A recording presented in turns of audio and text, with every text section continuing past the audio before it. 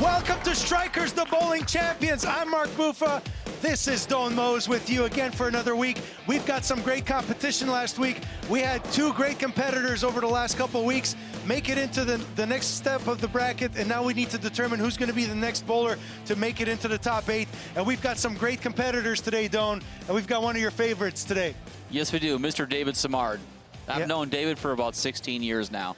Watched him progress into the super player he is today. Yeah, very good so bowler. we've got, in the first match, we've got Marc-Olivier Gendron, power lefty that was able to get 6 wins last year in last year's show. And David Simard, 3-time national champion, consecutive national champion. And let me tell you what, folks, that is quite a feat. I won the national championship myself in 2007. And it took blood, sweat, and tears. And this guy just pulls it off like there's nothing to it. 3 in a row, boom, boom, boom, see ya. And he's been national team member, I think, 9 times. And, you know, great competitors, been all across the world. And almost trips out the 3-6 there. And very much today's contemporary game. Figures, throwing an IQ tour. Yeah, how about that? It should be the Dave cue. He has a lot of side tilt, he drifts away from his target. Yep. High backswing, a lot of leverage, and he grabs a mittful. Yeah, David's got a big handful, and it's changed a lot recently because he went from grips to no grips, and he changed his grip. He's worked with me a little bit on his grip. We changed some stuff. That's it. He's turned into a competitor that he is today because he's asking for help. He's working with Ty Rose, national team coach. He's working with guys from, you know, all the way to Richard Lafleur. Also, Luc Doucette, who's unfortunately passed over the last couple of years in the Three Rivers region, but great coach as well. And we see here Olivier Gendron starts off on a great note here. Again, like I said, Don, he came in as a sleeper last year. He came in sending a message. I know, but last year, like, nobody knew who this kid was, and then all of a sudden, boom, boom, boom. And who does he lose to? Pascal Dijkstra's. Yeah. Who goes on to win. So again, like, this kid is a phenomenal player. He has an extreme workout regimen. This guy does CrossFit. I think he's competed in the CrossFit regionals, and he's in great shape, and he's improved a lot over the last couple of years. We see him a lot. The answer. That's 2 in a row. Yeah, he's bowling a lot more. He's going stateside to bowl some stuff, and it's starting to show off. He's improved quite a bit. I haven't seen him bowl in about 6 months, and just to come out and see what he's doing right now, unbelievable. Well, he throws it very well, and you can definitely see when he reaches on out with a slide foot, he's driving heel first. He's planting to give himself maximum leverage. Yeah, and Dave is just coming off an arm injury, right, Don? Yeah, he just had surgery, and so I know he hasn't been bowling very much here as of late. But still, you know, he was favoring that, I think it was his elbow, if I'm not mistaken. He was always having like compression sleeves or something going on there because of the fact that when he was younger, his grip was off. He would have a very extremely short grip, would dig his fingers in a little bit too deep, and what that does is it creates a lot of tension in your tendons all across. You know, like the motion at the bottom of the swing is almost like a yo-yo motion. You want to snap it off your wrist. Yeah, but if your grip isn't conducive to that, and the ball's coming off your hand bad things can happen. Yeah, muscle's a fiber. It tends to want to stretch and like a rubber band. But if you get that stiff, that muscle then all of a sudden, instead of being stretchy, and it creates pressure in areas it shouldn't create. You create tears, you create damage. Correct. So a good fit is well worth the investment. Yeah, and again, David Simard is, you know, he knows a lot about it. He's a pro shop operator in his own right. He knows a thing or two about that. And a great adjustment here in the third frame, and that's all you need. He has, after 2 shots on these championship pairs, he knows what to get. And he's lined up. He's lined up. And you know, and that's the difference between like good amateurs or exceptional amateurs and professionals. Yep. The first 2 frames, they feel them on out, they get lined up, and then from there, their mindset is they strike out. Yeah, and in his corner is Joel Larsch, who lost with a 240 game last week. So, you know, he's got good support system in his corner. And Olivier Gendron comes out with another great shot here on the left lane. Great his shot. look looks really good, by the way. Yes, definitely. Very similar to what he did last year, you know, just using the friction on the lane, using his ball speed to get the ball down the lane, and just really getting nice projection and nice continuation down on the back part of the lane. And again, they're not using ultra strong equipment. I think they're both throwing IQs. Yeah, they're using pretty much middle of the road. The IQ we sort of consider for the better bowlers. It's like a benchmark ball form. It just reads, it's smooth. Whatever you do with your hand is what the ball amplifies. Yep. And so it's just with a guy's hand like this, it allows them to create a consistent motion. Then they can use their little, as like say, like tricks in their bag for say. Correct. So we see David here lining up, making a slight adjustment probably off of the last 8 count. Looks great off his hand. Great shot by David Simard. He's not going nowhere. Now he's got the little smirk on his face. He liked what he saw there. See, nice high backswing, tilts it up, nice continuation off of the release, nice follow through, nice, and you see, like we keep mentioning, when he releases it, you got that open hand. Yes. You know, a lot of people think that you need to lift the ball. No. But in reality, you don't. It's called the release because you got to let it go. That's right. This is the three words, easiest words, let it go. That's it. And it's funny when I say that when I give clinics and stuff, I was like, it's called the release because you have to release it. Yeah. It's like, why are you trying to hold on to it? When I give them more like lessons, I ask them, I said, give me a definition of release. And it's like 16 paragraphs, 4 novels, and 3 big words. Yeah. No, it's just 3 words. Yeah. Let it go. Let it go, that's it. And they look at you like, really? Well, I guess it makes sense. It's called release. So, that's it. You know, and just a little credit to David, he's actually bowled in some tour stops down in the States. The touring players recognize him as a factor. When he comes in and signs up to participate, they consider him an opportunity to. Oh, he lost the 7th pin. Look at How's that! Is that the definition of a messenger? Yes, that's the definition of messenger. Look at this. Because it actually touched it, right? It did. There you go. For those of you who don't know, go back to week, I think 4 or 5, and we discussed that because it's not a messenger if it doesn't hit the pin. It's like a little rocket ship coming across. The flying burrito. Don't say that, I'm hungry. But yeah, I'm glad to see David lined up as we see, just getting 2 shots in, 1 on each lane to get lined up.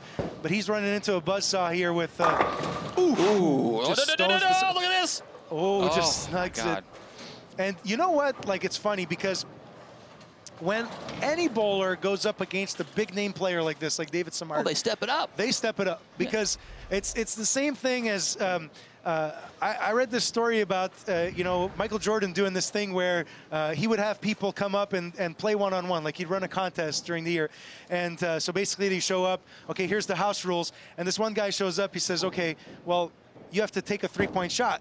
And he says, no, it's one-on-one. I can do what I want. He says, no, but I want to take you on a 3-point shot. So Michael Jordan takes it, misses it. The other guy shows up, boom, gets the 3-point shot. He says, see, I beat you. I'm out. So now for the rest of his life, he can say that he beat Michael Jordan.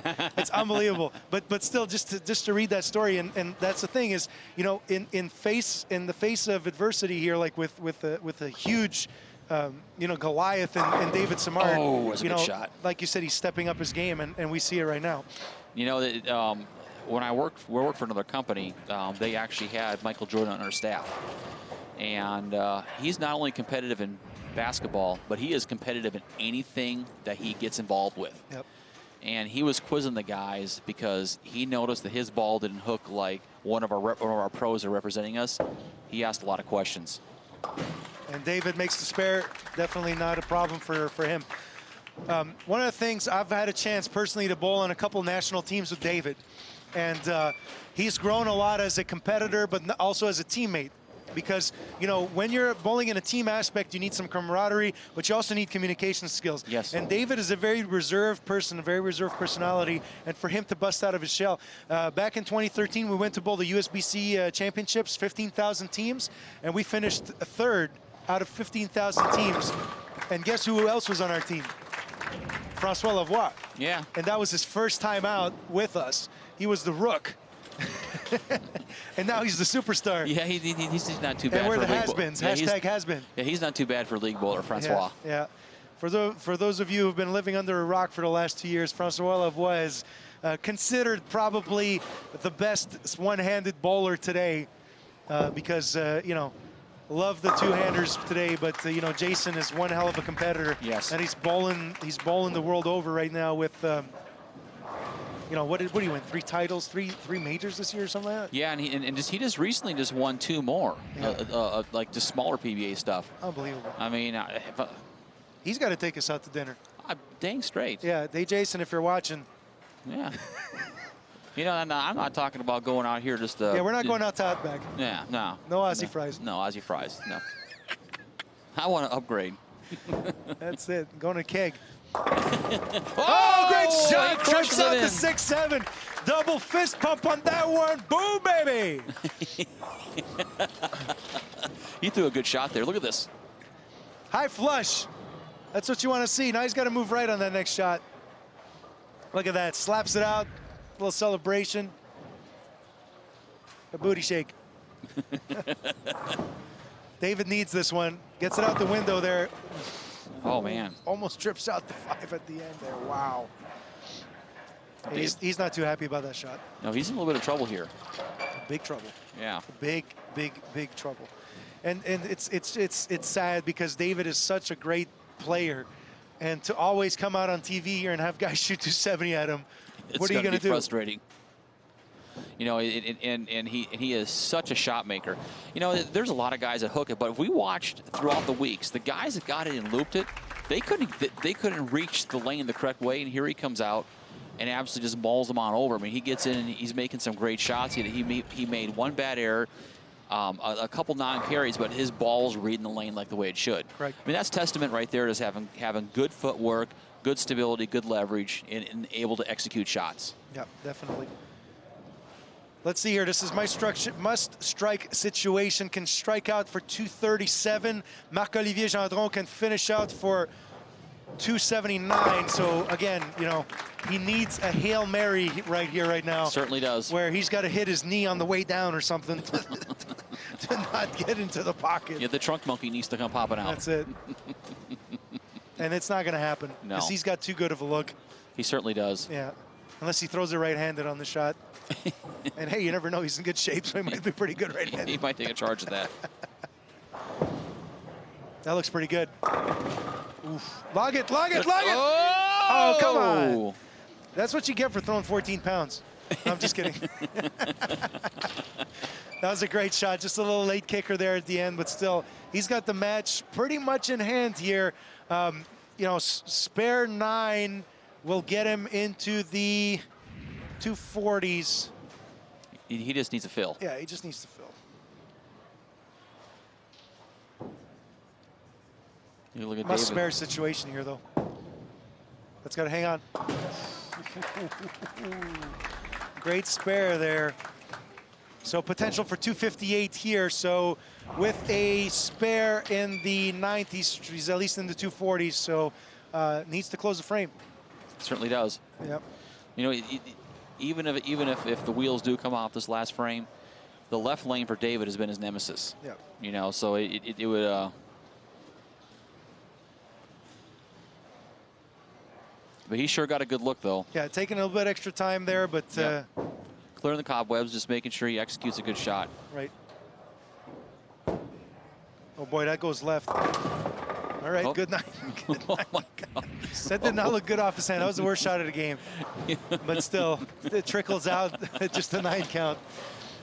So unfortunately, we are losing our Canadian champion with David Simard after week 1. But actually, no, he needs to spare this. He needs to spare it. He needs to spare it. Yeah. To at least shut him out. Yeah, spare it and throw a gutter for tie. Yeah. I highly doubt that'll happen. I wouldn't mind seeing that. You know, That'd be interesting.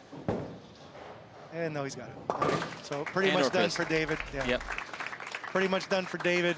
And yeah, just another great match by Marc-Olivier. Like I said last year, he was a little bit of a sleeper. He came in, people didn't know who he was, and he came in, won his first 4 matches, made it onto the finals format. It's a different format last year than what it is this year, and he made it into the finals. And if I'm not mistaken, he finished 2nd last year. So, you know, great competitor, and you know, looking forward to what he's going to bring in the upcoming matches, because he will face the winner of the next match between Marc Janae and Quilles. This is Marc Janae's first appearance on strikers. It's not his first appearance on TV, though. Gotcha. So he's got some experience. But Real Quilles, another left-hander, is going to be coming in, and he was in last year's show, but did not get the W last year. So he's looking for vengeance this year, and to getting a win under his belt and put that onto his resume, Don. That'd be a nice addition to his resume. We're looking at Mark here, and I know you mentioned that he was, did CrossFit. Even though CrossFit is physical endurance, there's also a mental aspect of it there, and that mental aspect you Definitely. can see transfers over to his bowling, because he's able to go ahead and you can see him. He's able to focus. Yes. And so, any kind of physical fitness like that not only will help you as far as life-wise. Any sport. Yeah, but if you're out here competing at a high level, you need to be physically fit. Yeah, there's a lot when it comes to bowling at a high level, or any sport at a high level. And regardless, anything at a high level, even Sure. if it's business. Like you have to have the will, the drive, the want to improve. And that's what all these players have. And that's why we see, if you've been watching the show over the last couple of years, you've seen some of these familiar faces, and you've seen them change their style a little bit because they're progressing and they're learning throughout the year as well. So again, great showing here by David Simard, shooting 217, but unfortunately losing out to Marc-Olivier Gendron with 245. Marc-Olivier's got a really, really good look, and really looking forward to seeing him in the upcoming match. But first, he's going to have to wait to see who's going to be the next opponent for him, either a lefty Real Quilles or another straight player with Marc Janae. So we've got a lot of great players still in the works. We still got another bracket to go through even next week with a couple of guys that I personally know quite a bit. So, we've got a good mixture coming in, and also with the guys that made it through in the past weeks, like Simon and Olivier. These guys, they got a really good look, man. They certainly do. They got a really good look. Anytime you start getting to this high level like this and they start going to the qualifying, the cream will rise to the top. And I'm looking at when it finally gets down to where the final four, are. I'm looking at that. We already seen. We had a great match over here. For the last two, for the first spot on the A bracket, and I'm seeing the same thing over here on the B bracket. The same thing will happen. You'll have two of the better players up there, and they're gonna go ahead and absolutely have gangbuster of a battle. Yep, for sure. So right now we've got who's starting on the right lane. We've got Real Quilles, who's going to be starting on the right lane. So can't wait to see what Marc Janae is going to do, because he bowls here in this center. Oh, does so he? He knows this place like the back of his hand. Well, that makes sense, because he watches the shots in practice. He's very firm to the bottom part of the ball. He pushes it, Yep. which makes total sense. Yeah, well, Real also bowls out of this bowling center, so we got two in-house vets that know this place inside out. So I wouldn't be, oh boy, just to start the game, I was about to say I wouldn't be surprised to see great big scores out of these guys, but just a little bit of a rough start here for It's just the first frame. Real. Yep. He could cheat from here. Definitely. So let's see if he picks this up here on the spare. Should be pretty standard pickup here. Ooh, gets it in the right spot, just not light enough to pick up the 610 in the corner. So now we get our first look here at Marc Janae. Again, young player. Been around. He's in his late 20s, and he's been around for a long time. I used to bowl with him back in the youth days, and great player, and he's improved a lot too. Yeah, he throws it nice and firm. He'll get the ball to the front. Yep, definitely. So, and like I said, he's used to bowling here. This is his home house, so really looking forward to seeing what he's going to bring to the table. I'm surprised he's using so much polish. I really didn't think that that would be the course of action.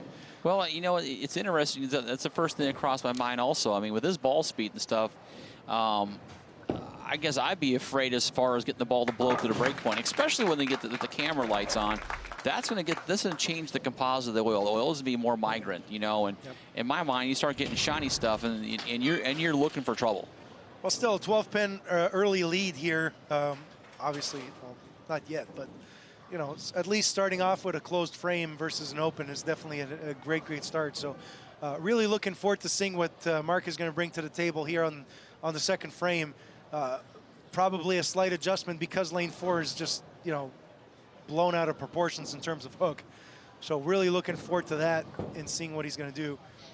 Great shot. Nice and firm. Trip the 4. Yeah, trip 4. But we're going to see a lot of emotion from Mark, man. I remember some small tournaments, even the qualifying year. He's a really loud guy, so looking forward to getting some of that. That's exciting. Trips the 4 I out. love to see emotion. Yeah, he's got to keep that speed up. That's a big thing for him. You know, as a kid, I used to love watching Marshall Holman Bowl. You know, not because he threw it so great. Oh, trips out the 3-pin. Goes forward. He lost it. Wow, look at this shot. He gets it a little bit too far left. The ball doesn't have enough juice to make it up the hill. And we just see just a big scramble there, and booyah, backdoor, taking care of the 3-pin. Tomahawked it right out. Well, not really tomahawk, more of like a small nudge. I don't know how a nudge becomes a tomahawk. I don't know, or a stumble downhill. Maybe in the States it's a tomahawk, but stumble down a hill, right? Well, if you look at his game, you know, his timing's late, and he sort of falls off balance, but he's very consistent with his swing. I mean, his swing plane is very consistent. Definitely. Great spare there by Real. Low rev rate, softer ball speed. He's the kind of bowler that he's just not going to get himself in trouble because he's going to keep the ball in play. Yep. So we see Marc Janae here for the second time on the left lane. He had spared in the first attempt. Let's see if he makes the adjustment here in the third. Firm ball speed, and ooh. Still too quick response in my opinion. He needs to go to something that's a little bit slower off the spot. Maybe something with a smoother cover.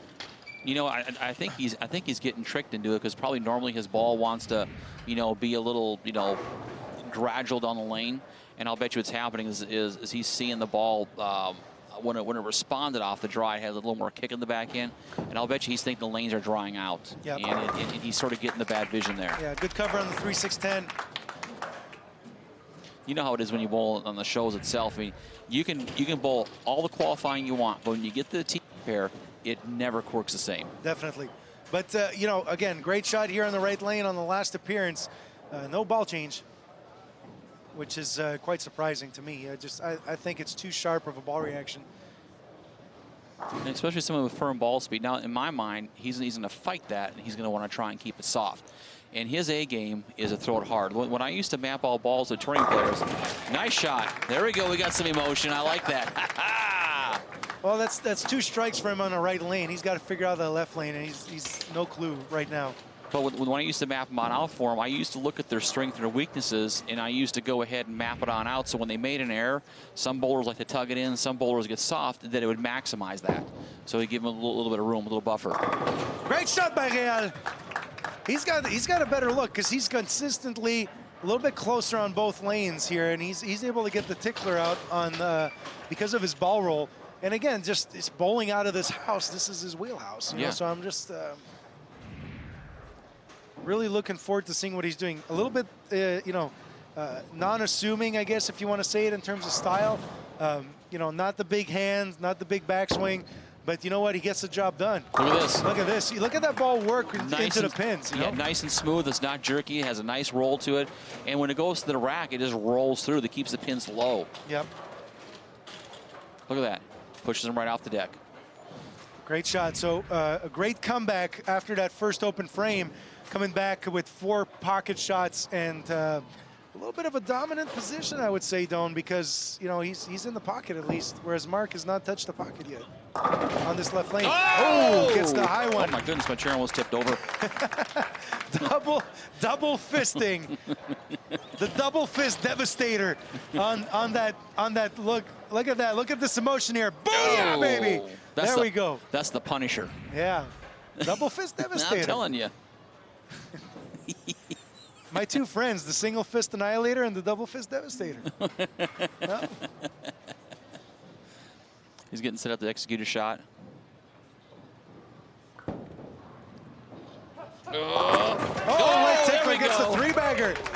We have a new leader, Don. Yes, we do. Now we have a match. Yep, 12-pin match now. You can tell that he wants to gas it. I mean, he wants to throw it. But he's very much in control of his emotion and of his ball speed. It's impressive. Yeah, but still, he gets those nice, comfy cubicle couches to sit on after to keep his emotions back in check after that. It's nice and chill. Chill. They didn't get a chance to just roll that like one. Us. We need to, you know, Chill. Yeah, you don't want me to see me tip my chair over? I might take the whole table with me. No, we need some energy in here so we can help these guys get the max score, because to beat some of these guys that are already in the top 8, man, they're going to need a nice little a little whip to get him into shape here, because Marc-Olivier Gendron, the guy that's going to be faced in the next match, you know, these guys are going to need to throw in some big scores. And right now, you know, both players have a really good potential to be in the 230s. So we just got to try to make some good shots here. Oh, goes through the beak. Yeah, he got that inside. Goes through the beak, leaving the big 4. Not good. Just left off his hand. You see he crosses around 10 at the break point. Not where he wants it to be. He wants to be around 5, 4, 5 at the break point and see the ball just do its work. And unfortunately, that's not the case. Well, Mark has a chance to really pull away now. Yep. But you need to take one shot at a time, get your mind clean, clear your thoughts, and execute a good shot. Well, you know what? He's full of emotion. I want to see his reaction after this shot. Oh, if he strikes, who knows what'll Come on, happen. ball. Ooh, oh, There he goes! yes! Look at that, ladies and gentlemen. 4-bagger. And the 6 nudges the 10 out. I think, well, Look maybe. at that. That was the good love night. tap there. That was. I was like, hey, you forgot to fall. You forgot to fall. What are you doing? Let's go. That was a stone cold stunner there, I'm telling That's you. Stunned him. That, and that wasn't the ting. tomahawk. No, that wasn't tomahawk. I think the bottom was too flat to see a tomahawk today. You know what? I want to see emotion. He's going to run this one out if he peers it. Yeah, he might end up Watch on this. lane 45. Watch this. Oh, that's shim. That's going to hook. Oh, Log it! oh, Log it! Oh, he just misses the my log God, on that one. it just tickled it. Wow, great shot. He wanted that one. Oh my I God. wanted it too. I wanted that strike. He would have kept it. If he just struck, he'd still be running. Oh my God. See ya. Yeah. Come back next year. Needs the spare. Even though Real opened up the last frame, you don't want to give any light of day. You don't want to have any opportunity to have a chance to come back. Hey, Mark, you're making me lose my voice, man. You got to calm down a bit. All right, Well, strike situation here. There's no question There's about it. no clue he's got to strike out here. Yeah, he's in deep water right now. Yeah, he's pressuring himself. He knows what the outcome is. He knows that he has to perform, and he just leaked the ball to dry. The ball came on the spot a little bit too soon, and ran high. So coming up as the foundation frame, this is definitely a must. I mean, if he strikes out, he shoots 201, and we're looking at here realistically 9 out is 88, 97. It's it's open for a win already. Definitely. So best case scenario is yeah, this is I'm glad to see that Mark, I honestly, with the ball reaction that he's got and also with the line that he's playing, we all know that the guys that have straighter angles through the front, playing the shim in the middle part of the lane, they've got the better look. And those are the guys that are winning the matches. Yes. You know, next match is going to be very, very good because we've got Marc-Olivier Gendron that's got a hell of a look with shooting 240 the last game. And Mark's not going to be far from that. No. And, it's pretty much going to come down to, I believe anyways, digging down deep and have the intestinal fortitude to keep yourself relaxed and executing good shots. Yeah, definitely. Oh. That's honestly, it's a good place to do that. I was going to say, that's the best place to do it. This is the best place to do this because you don't want to, he's shut out already anyways. Yeah. The max that we can get from Real is 189. And if he misses everything and throws it 2 gutters, then we could have a tie. Yeah, but I don't think it's going to happen. Oh, there goes a tie out the window. Oh, big spare. How about that? Oh, it doesn't really matter, but still. He's got to keep the emotions in check, right? Energy! He's opening up his own YouTube channel, There you spare go. picking.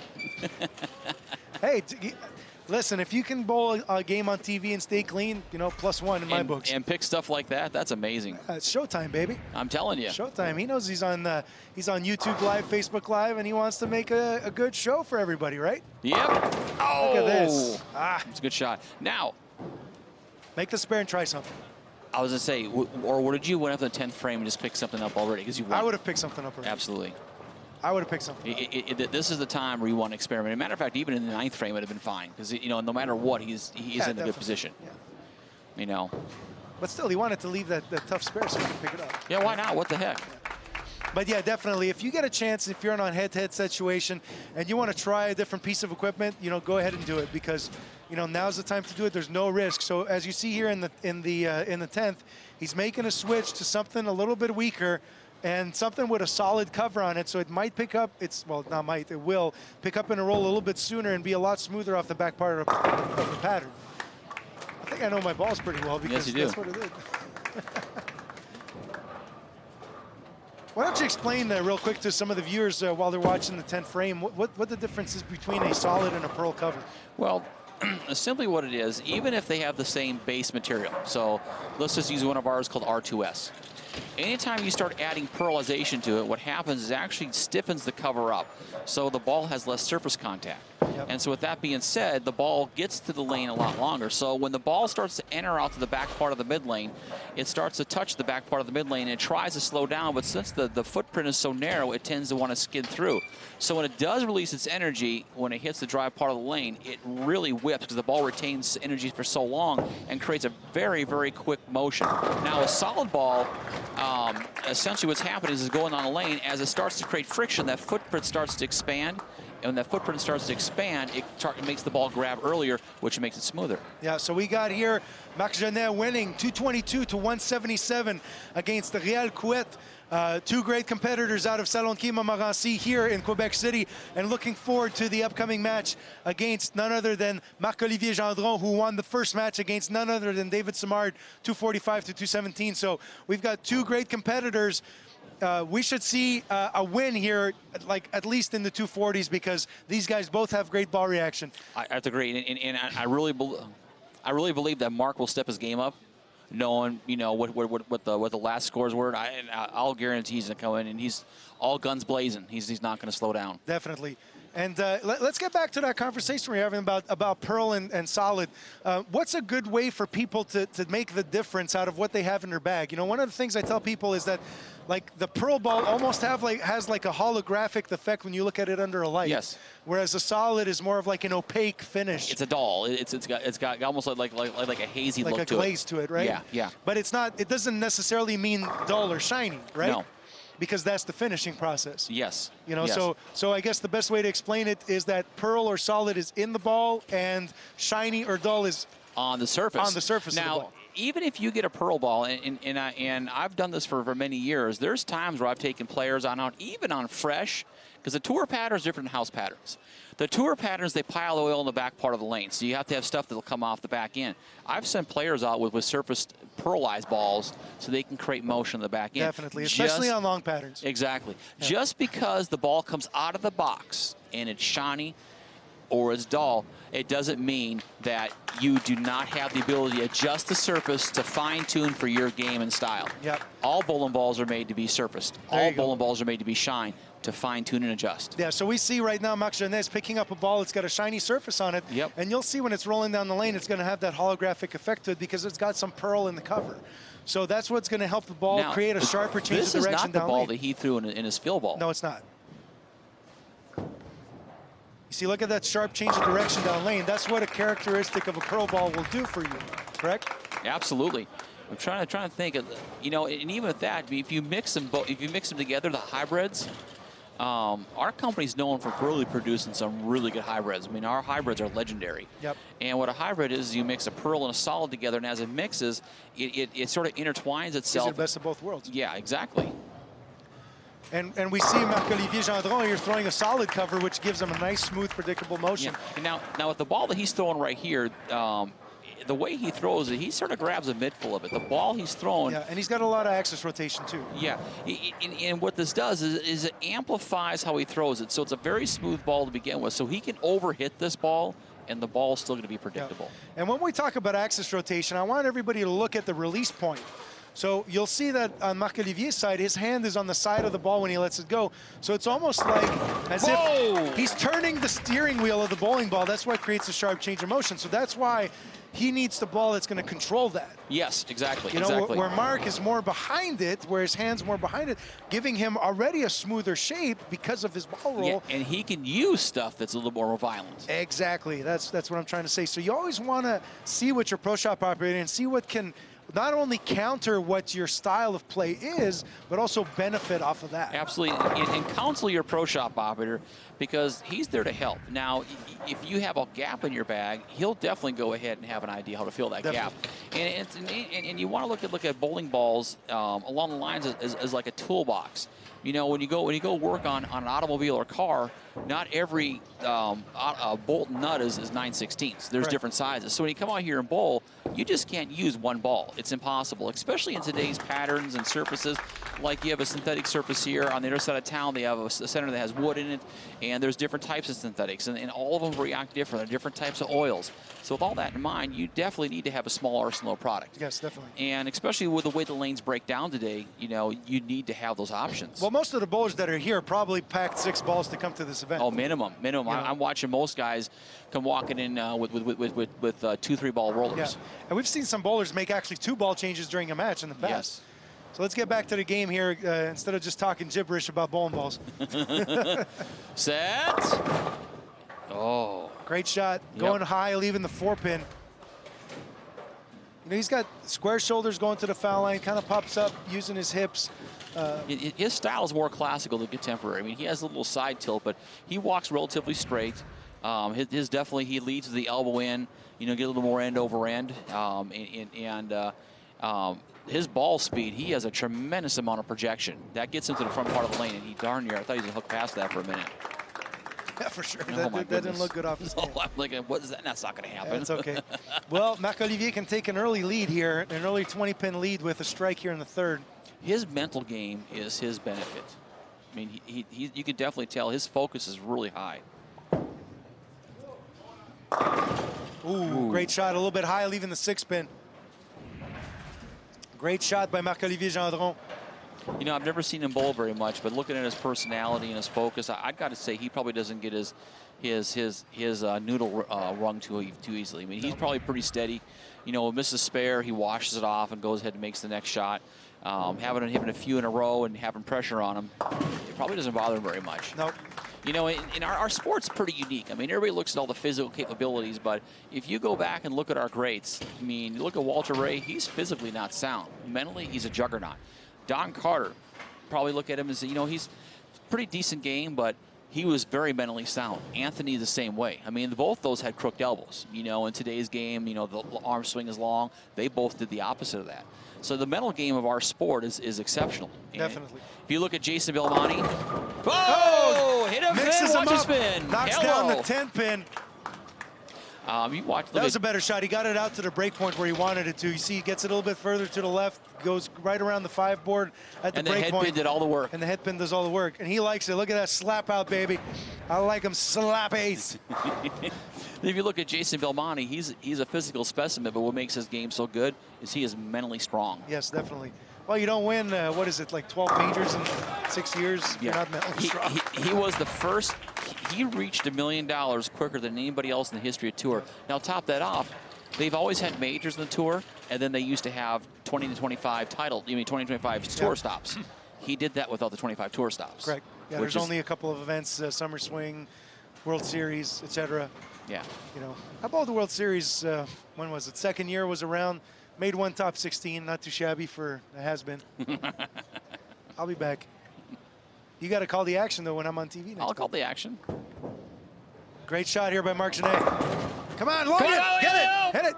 Oh. Great shot. Yo, yo, yo, yo. Ah. Shocks. Shenanigans. He threw it good. He rotated the bottom of the ball really good. The ball was a little sharp off the spot. Yeah, this is where he's getting into maybe a little bit of that swish zone where, you know, he's kind of like stuck in between the balls, maybe shooting a little bit too far past the break point. It's not making the corner the way that he wants it to. Maybe time to entertain that ball he tried in the 10th. Yep, and also the fact that as a learning tool, this is sort of the point where you can look at having a little surface and a pearl ball, because you'll Yes. take that quick snap out of it, but it'll force him a hair bit left. Now he'll create that hole Definitely. he likes to have. Yeah, Wow. baby, great shot. You see that head pin? Big double on the The head pin disappeared. It was like Houdini, gone. Yep.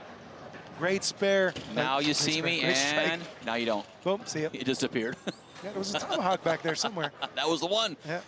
Flew. So look at the footwork on Marc-Olivier.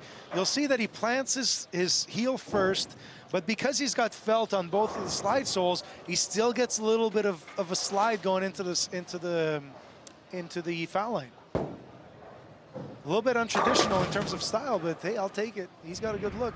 Certainly. Well, Yep. you know a little bit who he throws the ball like from on the right side was Tony Westlake. Tony Westlake I thought was you were like, about to say you. No, you used to. You had a lot less hand than that. no, a lot less hand. Yeah. My God. You kidding me? Well, you used to throw 12 pounds, though. No? That's all I do throw. Yet you deadlift like 500 pounds. 580. Makes total sense. Yeah, it does. I wonder what his PR is. I don't know. Find out. I'll tell you guys on the next show if he makes it. Great spare there by Marc-Olivier Gendron going into the sixth frame. Marc Janae is, let's see here. We've got, he's down by 19? Yes. Yeah. He laid that one down. Yeah, he went right. Ooh. Yeah. He got that one a little bit right, was hoping for the ball to come back, rear and back. Got a little bit softer with his speed. And oh, looking at the facial reaction on that It's like, one. oh my goodness. Yeah, not so much. But right there you can see where the six wrapped around, the ball just needs to pick up a foot sooner. Yep. I mean, it's close, but it just needs. And you know, when you start getting this level, I mean, when you fine tune like that, you can fine tune your speed. You can soften it up a little bit, or you can go right and firm it up. But there needs to be a change made. Yes, definitely. The ball needs to pick up a little bit quicker. So we got 20 pin deficit here for Marc Janae, and he needs to get some strikes going. You know, for a guy that shot, you know, in the 220s the game prior, 222, he needs to get some strikes going because even though his competitor is not getting a three-bagger in there, he's still got double spare double. That was a good shot. You Great see how shot. soft his hand was that Great one there? shot. He was able to go ahead and amp himself down a little bit.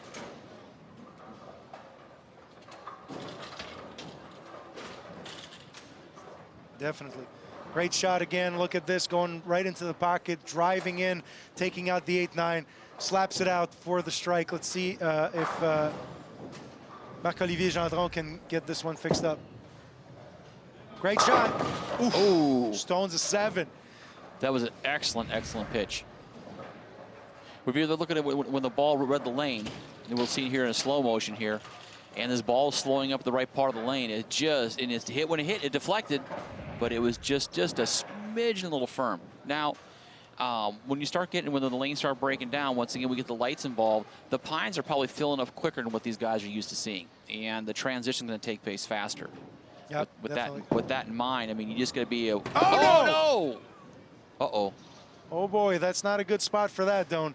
Not at all. You know, with 20 pin advantage going into the 7th, he is now cut down to a possible 2-pin deficit. Yes. Because if they strike out, Mark wins by 2. Yep.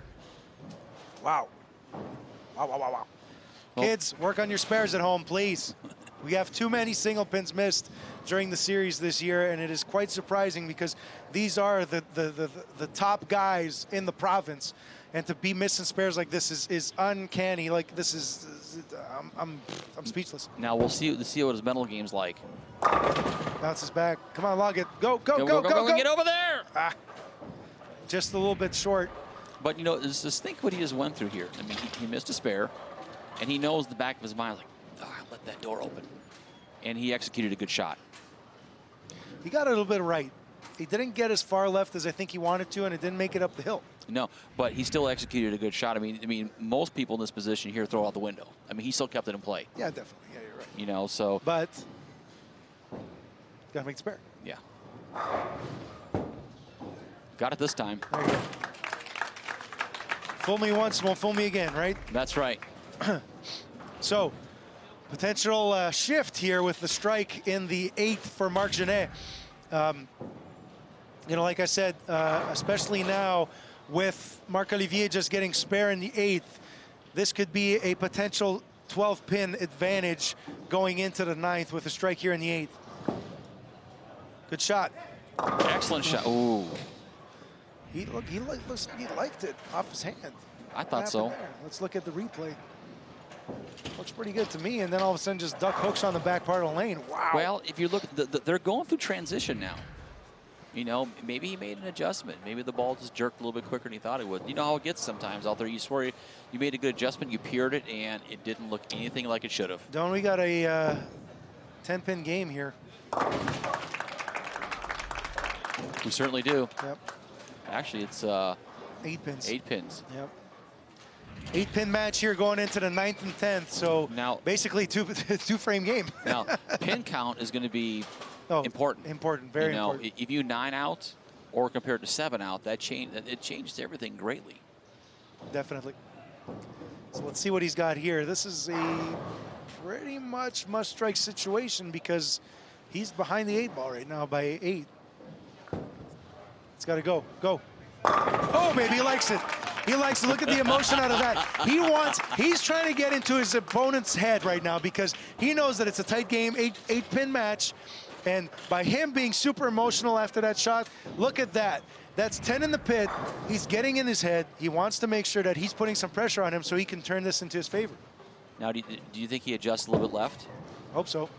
Oh, baby, lights it up. Lights it up, gets the little fist pump going there, baby. Boom, boom, boom. Came in light. Shook him up. Shake him up. Shake and bake. Look at that. Head pin takes care of everything on the right side there.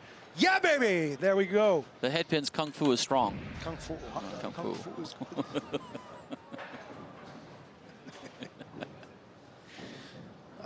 yes, Sensei. Sensei don't. Key shot here. Key shot. This is great. Get it, get it, get it. Ooh. Got away with murder on that one, buddy. Certainly did. Wow. Well, this changed the dynamics here. Yes, definitely. So he can strike out, spare strike for 206. I guess it doesn't matter if it's an 8 or 9. No, it doesn't matter. Yeah. All right, so we had to set up the spare again. There was the 7-pin, excuse me, that fell late. So we now have the 4-7 to be shot at. So tremendously sorry for miscalling that. Just all in the action. I saw that it was an 8 count, but then when I blinked, I saw the 7-pin fall. I didn't see the machine took it out. So tournament rule is that the machine can not knock down any pins. That's it has right. to be the ball or the pins around it. So we need the spare here. He's got it covered. Great cover. Okay, now, so, tell us. He needs to strike here. There is no two ways about it. He needs to strike. Yes. Period. Yes, count is huge. Absolutely, because if he doesn't strike... It's not huge, it's huge. It's massive. It's massive. It's Jupiter size. So if he doesn't strike and his opponent gets up and happens to fill out, he could get beat just by fill alone. So, I mean, it's important. He must. Yeah, definitely. You know what would be pretty cool here? Like, if I was in his shoes, I would have taken a re-rack. Ice the kicker. Absolutely. He's already iced because of the pinfall error, where we had to take a couple seconds to respot the pin. Here comes a shot. Oh, he answered the call. I would have taken a re-rack there. But still, that's me. Okay, it's 206 for Marc-Olivier Gendron. 206. Let's see what we got to get here. So we need at least... He needs fill. He needs spare 9. Yep. Spare 9 for the win. Or a strike. Or strike. Yeah. But we don't want to be pessimistic, but that's our job. It's off his hand. It's a little firm. Oh, that's in. Ooh. Hey, he's still good. Yep. Still good. He spares it 9 to win. 8 is a tie. Yes. 7. Yep. Well, he knows. He wanted to get the job done right away, though. He wanted to get it done, But again, I don't think that's reason to not get mad, but get all conjured up about it because the game's not done. Game is not done. It's done. What do you mean it's done? Oh, yeah, it is done. No, I'm sorry. Oh, boy, I need some coffee, everybody. I don't know how to count score. It's bad. I'm sorry. Yeah, we always thought that he needed the strike. Yeah. Yeah. No, it's true. He did need the strike. I got to look at my monitor. I'm not. So anyways, yeah. Great showing again by Marc-Olivier Gendron, getting the win over Marc Janae. 206 to 198. Sorry about the missed call, folks. Just got a little rung up in all the emotion here. But still, great match. Clean game by Marc Janae with 198. Getting beat, unfortunately, by Marc-Olivier Gendron, who was one of our top players last year and still showing up today and getting 2 wins in today's show. He's still steamrolling them. He's throwing it good. So Marc-Olivier Gendron will face the winner of next week's show. And he will face the winner of next week's show between Pierre Boucher, Pierre-David Levasseur, Shani Joubert, great young player, and Alex Marcotte, a newcomer to the TV show. And really looking forward to what's coming up next week. Again, congratulations to Marc-Olivier Gendron on today's win. This is Strikers, the bowling champions. This is Mark Booth. This is Don Mose. See you guys next week. Keep on striking.